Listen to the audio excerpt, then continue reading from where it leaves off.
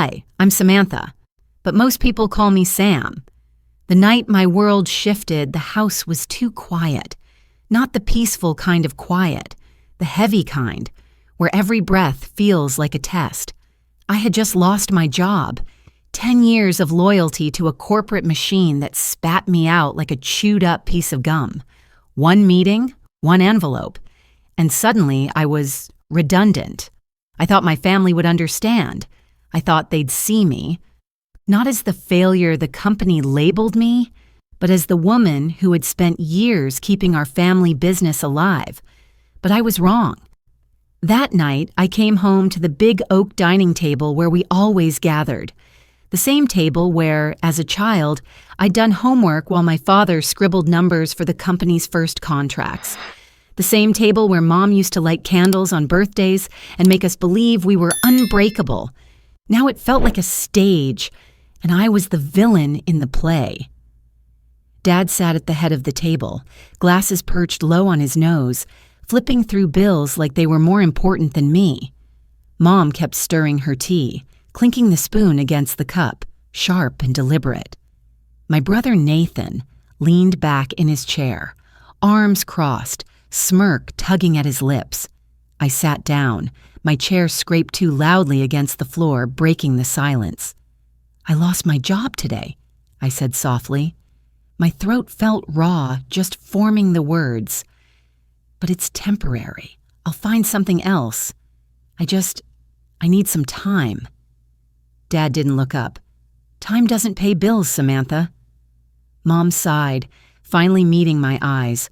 Hers were cold, like she'd been preparing for this moment, waiting for me to stumble. "We carried you long enough. If you can't contribute, then maybe it's time you learn not everyone gets a seat at this table." Her words hit harder than the layoff notice. I turned to Nathan, desperate for even a flicker of solidarity, but he just shrugged. "You always thought you were the savior of this family. Guess you're not." The air was thick with judgment. My heart hammered. I saved this company, your company. Who do you think negotiated the contracts that paid off the first loan? Who stayed up until 3 a.m. rewriting proposals because Dad was too tired? Who kept the vendors from walking out when we couldn't pay them on time? Dad's hand slammed the table, rattling the cups. "Enough. You lost your job. You're not reliable anymore. We can't depend on you. And if you're not dependable—" He paused, letting the words slice through the room. "You're not part of this family." I froze. Not part of this family. The sentence lingered like smoke. Mom looked away. Nathan smirked again. "And me?" I sat there, staring at the wood grain of the table I once thought meant unity. My chest tightened, every breath shallow. I wanted to scream, I wanted to beg. But instead, I stayed silent, because somewhere inside, I knew begging wouldn't matter. They had already erased me. That night, I packed a small bag and left. Not because I had a plan, not because I was strong, but because staying meant slowly suffocating in a house that only valued me as long as I was profitable. As I closed the door behind me, Nathan's voice carried down the hall. "Guess you're just another liability now." I clenched my fists until my nails dug into my palms. Liability. That's what they thought I was. But what they didn't realize was this. I had something more powerful than their approval.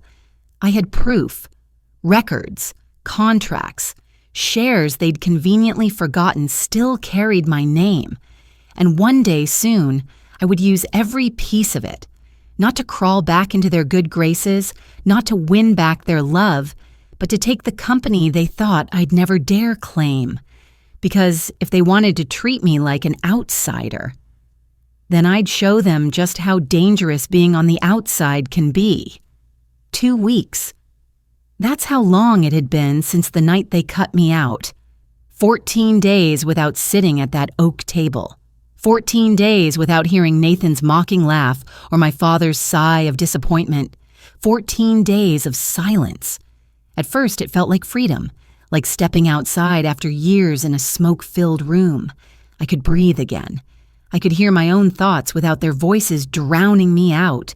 But silence doesn't last, not in families like mine. The first message came on a Tuesday morning, from Mom. "Sam, this isn't just about you. We need to talk." Just 7 words, but I could already hear the ice beneath them. It wasn't a plea. It wasn't an apology. It was a warning. That same afternoon, another text. "Your father and I are worried. Call us back." Worried. Not about me.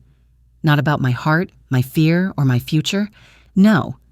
They were worried about something else. I didn't respond, not because I didn't care, but because I knew exactly where this was going. By day 3, Nathan joined in. "Wow, ignoring your own family now?" Classic. And then Mom again. "Your father's health is fragile. The company bills are piling up. You know we can't do this without you." Not one mention of the night they disowned me. Not a single. "We're sorry." Just guilt. Just expectation. By day 5, I got a voicemail from Dad himself. His voice was flat, almost rehearsed, like he'd practiced it in front of a mirror. "Samantha, this is your responsibility. We are your family. You've always been the one with the means to keep things running. We're counting on you." I replayed that message 3 times, my hand trembling as I held the phone. Responsibility. That was all I was to them. A role to fill, a task to perform. Not a daughter, not a sister, just a resource. That night, I sat at my kitchen table with my laptop open, bank statements glowing on the screen. Line after line, transfer after transfer. Thousands of dollars over the past few years. Money I had wired every time they cried that the company was falling behind. I thought I'd been saving them. But staring at those numbers, doubt began to creep in. Where had all that money gone? On a hunch, I opened the company's financial portal. I still had access. I was listed as a co-signer from years ago, when Dad's credit had been too low for a loan. My fingers hovered over the keyboard, my stomach knotted. I typed in my credentials. Security questions, mother's maiden name, the street I grew up on, and then I was in. The truth hit me like a punch. The company wasn't just struggling. It was 5 months behind on payments. 5. I blinked at the screen, scrolling faster. I had been sending money every month. Thousands. Enough to cover the bills twice over. So where was it going? I dug deeper. Transaction records, expense sheets. The numbers blurred as my pulse pounded in my ears. Travel expenses, designer suits, a consulting fee linked to Nathan's personal account. They weren't saving the company. They were draining it and using my money to do it. I leaned back in my chair, staring at the ceiling, the room spinning.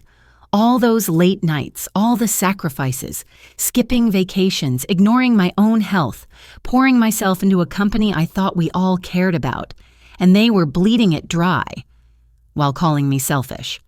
I grabbed my phone and dialed Dad. He picked up on the second ring. "You knew," I said. My voice was shaking, but not from fear, from fury. "The company is 5 months behind. Where's the money I sent?" Silence. Then his voice, low and defensive. "Things have been tight." "Don't lie to me," I snapped. "I've seen the records. Thousands gone, trips, Nathan's so-called consulting fees. You let me believe I was keeping this place afloat. And all this time you were—" Mom's voice cut in, sharp in the background. "Don't act like we haven't sacrificed for you, Samantha. We built everything you have. You owe us." I laughed, bitter, broken. "You mean the job I lost because I was too busy covering for your mistakes? The career I gave up so I could save your name, your reputation?" She didn't answer. The line went dead. I sat there, staring at the dark phone screen, my reflection faint in the glass. And for the first time in my life, I realized something terrifying. They didn't just want my help. They didn't just expect my support. They felt entitled to it. And if I stopped giving, they wouldn't just let me go. They would try to destroy me. That night, I wrote one message, 20 words. I will no longer send financial support until I receive full written accounting of how my contributions have been used. No apologies, no explanations, just truth. I hit send.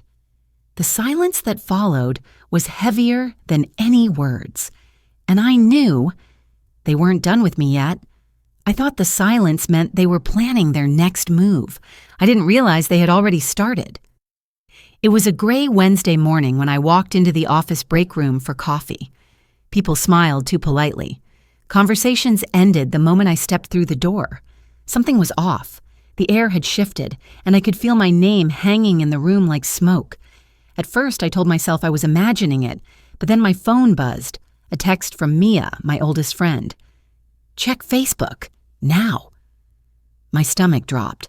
I opened the link she sent, and there it was, a post from Nathan, public, tagged with my parents' names. It breaks my heart to say this, but our sister Samantha has abandoned us during our time of need. After everything our parents sacrificed for her, she's chosen money over family. Please keep them in your prayers as they face this betrayal. Attached was a picture of me, one taken at a company event years ago. I was standing at the podium, smiling proudly, holding a plaque, but under his caption, that smile looked twisted, like evidence of arrogance. And beneath it, the comments. Unbelievable. How could she do this to her own parents? Some people forget where they come from. Knew she was selfish the moment I met her. Family friends, old neighbors, even church members who had once patted me on the head and called me our little achiever. Now, they all lined up to condemn me. By lunchtime, my inbox was full. Polite but sharp messages from acquaintances. Your mom seems heartbroken. Is it true you've cut them off? Family is everything, Sam. Don't let pride ruin yours. Pride. That's what they thought this was. Not survival, not boundaries, just pride. But the worst came that afternoon when my boss called me into her office. Her face was careful, her tone clipped. Sam, we received an email this morning, she said, from your mother. I blinked. She emailed you? My boss nodded. She implied that you've been mismanaging funds, funneling money from the family company into your personal account. She claims it could reflect poorly on us if clients find out. The room tilted. It felt like the floor had disappeared beneath me. That's not true, I said quickly, not even close. I believe you, she replied, but HR has to investigate. You'll need to provide documentation. I nodded numbly, but inside, panic clawed at my chest. They weren't just attacking my reputation with strangers. They were targeting my livelihood, my career, the one thing I had left. That evening, I sat in my apartment, lights dimmed, scrolling through Nathan's post again. The comments multiplied by the hour. People I hadn't spoken to in years felt entitled to weigh in on my life, my choices, my worth. And my parents? They didn't stop him. They liked the post. They commented beneath it. Mom wrote, "We did everything we could. Some children just don't understand loyalty." Dad added one word, pathetic. The same word he'd used when I was 8 years old and cried after losing a spelling bee. Back then, I believed him. Back then, I tried harder. But now it felt like a scar reopening. By the next day, the whispers had turned into open stares. A coworker avoided sitting next to me in a meeting. An old friend unfriended me online. And at the grocery store, a neighbor I'd known since childhood looked right through me as if I didn't exist. They weren't just erasing me from the family. They were erasing me from the community. That night, Mia came over. She threw her phone on the table, her face flushed with anger. "They've gone too far, Sam. This isn't family drama anymore. This is defamation." "I don't know what to do," I admitted, voice breaking. "They've poisoned everyone against me, even my job." "Then fight smart," she interrupted. "Not by yelling louder, not by trying to out-slander them, but by protecting yourself legally. The word legally lingered in the air like a lighthouse in the fog. I stared at the stack of bank statements I had printed earlier, line after line proving the truth. Every transfer, every sacrifice, every cent I had poured into the company while they lived off my efforts. Maybe I didn't need their approval. Maybe I didn't even need the community's respect. But I did need to protect myself, because if I didn't, they wouldn't stop until I had nothing left. That night, I drafted an email to my family. Cold, precise. No emotion. Subject, cease and desist. If you continue to defame me publicly or interfere with my employment, I will pursue legal action. You are not entitled to share private financial information, nor are you allowed to harass me in public or professional spaces. All future communication must go through a legal representative. I read it twice. Then I hit send. And for the first time in weeks, I turned off my phone. The silence that followed wasn't peace. It was the calm before a storm I knew was still coming. But this time, I wasn't scared. Because I was no longer the daughter begging for love. I was the woman preparing to fight back. The morning after I sent that cease and desist email, I expected silence. But instead, I woke to 3 missed calls from my father, 2 from Nathan, and 1 long voicemail from my mother. I didn't listen. Not yet. Because I knew exactly what they would say. Guilt, rage, manipulation. Different words, same poison. Instead, I opened my laptop. For the first time in weeks, I felt steady, because now I had a plan. I pulled out every record I had, contracts I'd negotiated, payments I'd transferred, receipts I'd saved, stacks of proof that I wasn't just their daughter or their scapegoat. I had been the backbone of that company, the one who signed vendor deals when Dad's reputation was too shaky, the one who rewrote investor proposals when Nathan couldn't string 3 coherent sentences together, the one who poured money into payroll when the account was empty, just so employees wouldn't go unpaid, and now they had the nerve to paint me as the traitor. I called Mia. "Meet me at the cafe," I said. "I need you to see this." An hour later, we sat at a corner table, papers spread out like battle maps. She flipped through them, her brow furrowed deeper with each page. "Sam, this isn't just you helping out. This is ownership. You've invested more than any of them combined." I nodded. "It feels like I've been playing banker while they've been playing house." Mia leaned forward. "You realize what this means, right? Legally, you're not just supporting them. You're entitled. You have claim." The words hit me like a spark in the dark. Claim, not just a daughter demanding respect, not just a victim asking for recognition. I had leverage. That afternoon, Mia introduced me to Rachel, a sharp, no-nonsense attorney with a reputation for dismantling family disputes like a surgeon with a scalpel. Rachel scanned the documents, barely blinking. "I've seen this before," she said finally. "Not uncommon. One family member does all the work, all the funding, and the others live off it. The difference here is, you kept the receipts." "You're saying I have a case?" I asked, my voice cautious, almost afraid to believe it. She looked me dead in the eye. "Sam, you don't just have a case, you have control. You've been financing this company for years. You're on contracts, loan agreements, and payment records. You're not just a helper. You're a legal stakeholder." For a moment, I couldn't breathe. Stakeholder. It sounded foreign, heavy, powerful. Rachel laid out the steps like dominoes. Step 1, request a full accounting from the bank. Step 2, file for partial assumption of the company's debt under my name. Step 3, serve notice to my family that I was exercising my legal rights as an investor and co-owner. I sat back, my pulse thundering in my ears. It was risky. It would get ugly. But for the first time, the fight wasn't about begging them to see me. It was about taking back what was already mine.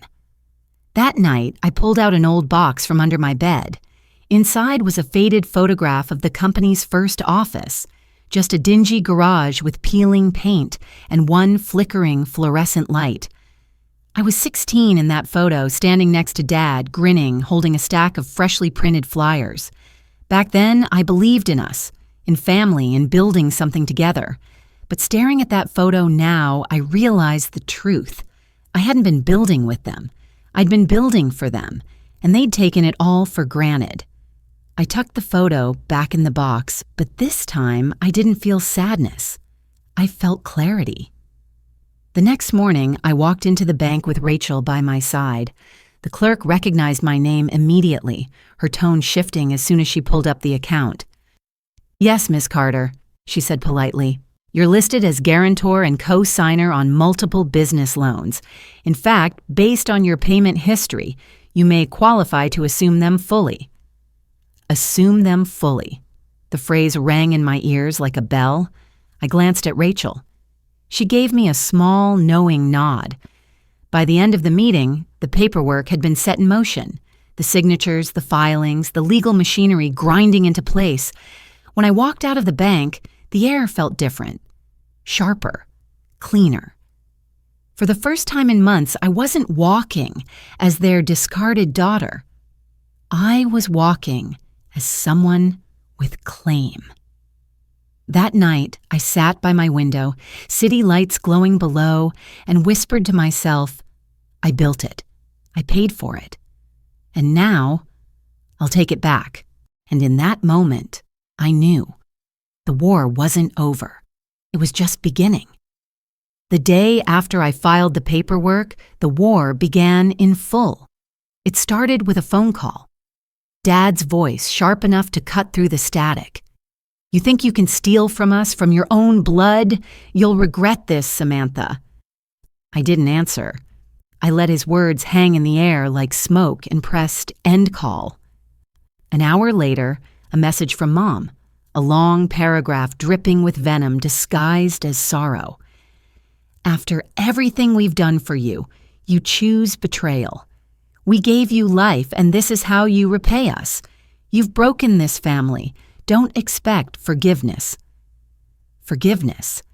As if I was the one who had drained the company dry. As if I was the one who turned truth into lies. By evening, Nathan joined in. His voice message was practically gleeful. "You might have fooled the bank with your little stack of papers, but you'll never run this company. You don't have the guts. And even if you try, I'll make sure no one trusts you again." And that's when I realized something chilling. They weren't just angry. They were terrified.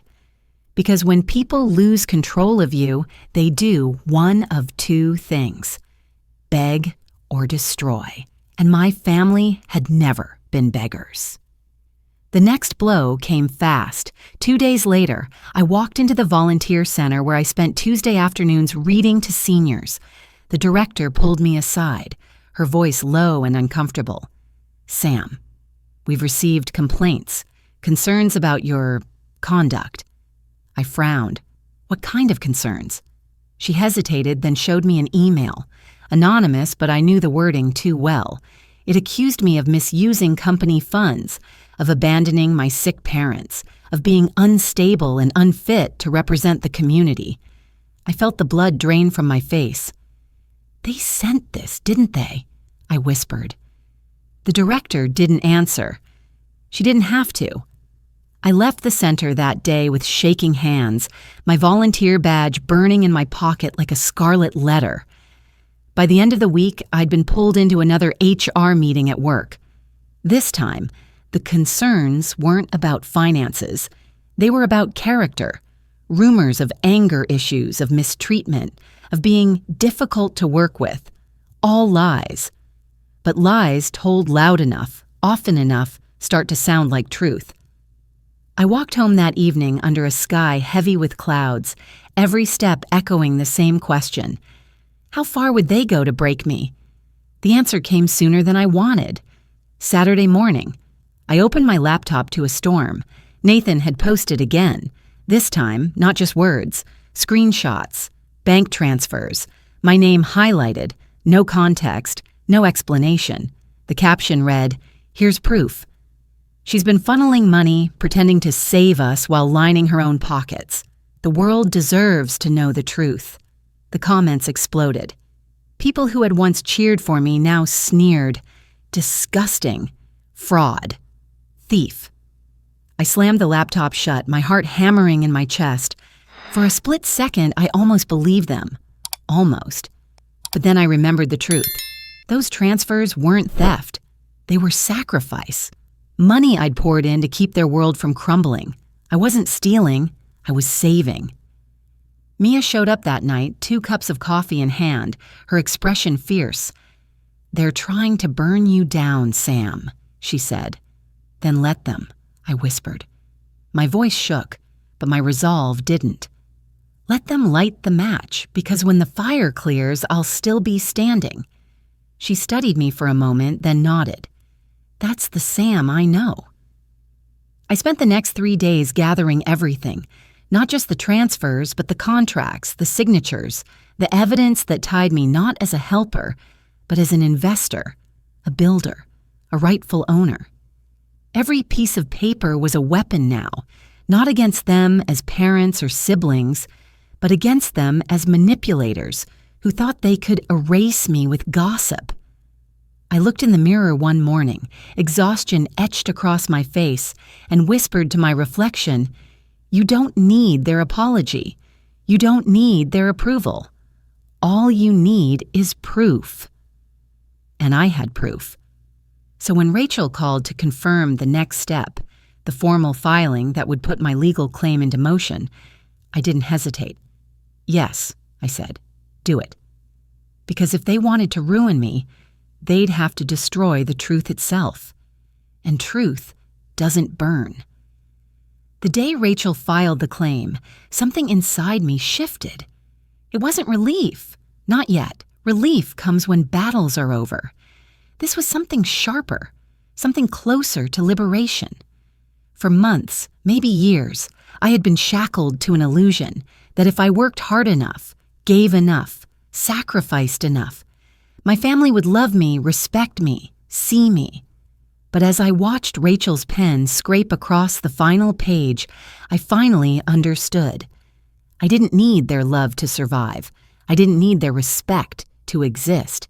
And I didn't need their apology to be free.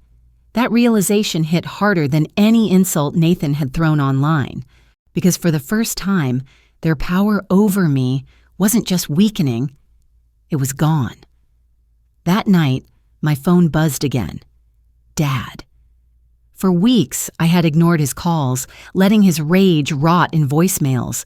But something inside me wanted to hear this one, not because I cared what he thought, but because I was ready. I answered. His voice was tired, not fiery, not sharp, just drained. "Sam," he said, "this has gone too far. You're destroying us." I let the silence stretch. Then I said, evenly, "I didn't destroy anything. You did. All I did was stop paying for your mistakes." He exhaled, a ragged sound. "You don't understand. Family." I cut him off. Family doesn't use you like an ATM. Family doesn't smear your name because they lost control. Family doesn't break you, then demand your loyalty. For a moment, all I heard was static. Then his voice hardened again. "You'll regret this." I hung up, not in anger, in closure, because I knew then the last string tying me to them had snapped. The weeks that followed were chaos. Nathan kept posting, each lie louder than the last. Mom played the martyr online, painting herself as the betrayed mother of an ungrateful child. Even distant relatives chimed in, parroting whatever story they'd been fed. The noise was deafening, but it was just that, noise. Because while they screamed, Rachel worked. And while they slung mud, the documents spoke louder.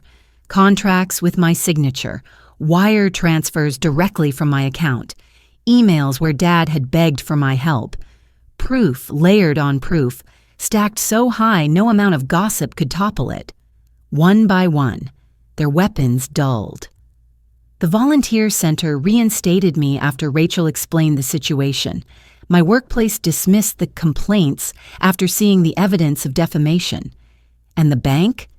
The bank now answered my calls first, not Dad's. The truth wasn't just surviving, it was winning. One evening, I sat alone in my apartment staring out at the city lights. For the first time, the silence didn't feel heavy. It felt clean. I thought about the years I had spent chasing their approval, wearing myself thin for scraps of gratitude that never came. The tears, the exhaustion, the endless cycle of giving and being discarded. And then I thought about now. The papers filed, the lies exposed, the company, the one I had built with my own blood, sweat, and money, slowly but surely coming back into my hands, not because they gave it to me, but because I claimed it. I picked up the photo again, that old picture of me at 16 grinning in the garage with Dad. For years, it hurt to look at it. But tonight, I smiled, not because of what we were, but because of what I had become. That girl in the photo had no idea how strong she'd have to be. But I did it. I carried her through, and now she was free. I haven't spoken to my family since that last phone call. Maybe one day they'll reach out again. Maybe they won't. It doesn't matter, because I'm not waiting for an apology that will never come. I'm not waiting for recognition that will never be given. I'm not waiting for them to love me the way I once begged them to. I'm done waiting. I'm building something new now. Not for them, not to prove myself, but for me. And every step I take away from their shadows feels like breathing for the first time. The freedom didn't come from winning the company. It didn't come from silencing their lies. It came from realizing I never needed them to begin with. And that's the secret they never wanted me to know. When you stop needing their apology, their approval, their control, you stop being theirs. You become yours. The courthouse smelled faintly of paper and polish, the kind of place where legacies either live or die. I sat at the long oak table, fingers curled around a pen, though I wasn't writing anything. Rachel sat beside me, calm as always, flipping through her binder, thick with evidence.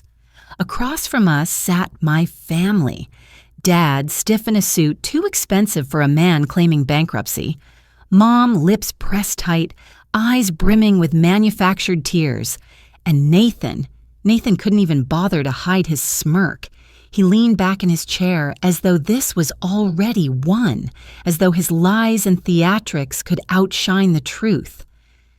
But I wasn't the same girl they had controlled for years. I wasn't shaking. I wasn't begging. I was ready. The hearing began. Their lawyer went first, painting me as a bitter child, lashing out because she'd been cut off financially. Every word was poison, designed to smear me as unstable, ungrateful, dangerous. Mom dabbed her eyes with a tissue at just the right moment. Nathan muttered under his breath, just loud enough for me to hear, "You're finished, Sam." I didn't flinch. Then Rachel stood. Her voice was steady, precise, slicing through the room like a scalpel. She laid out the timeline. Every dollar I had contributed, every contract signed, every desperate email from Dad begging me to cover payroll just until next month. All my life, I believed family meant sacrifice. I gave everything, my time, my money, my peace of mind, to keep them afloat. Not because I wanted control, but because I loved them. But love shouldn't cost your dignity, and family doesn't destroy you for refusing to be their ATM. All I've done is claim what's rightfully mine. My voice didn't crack. It didn't waver.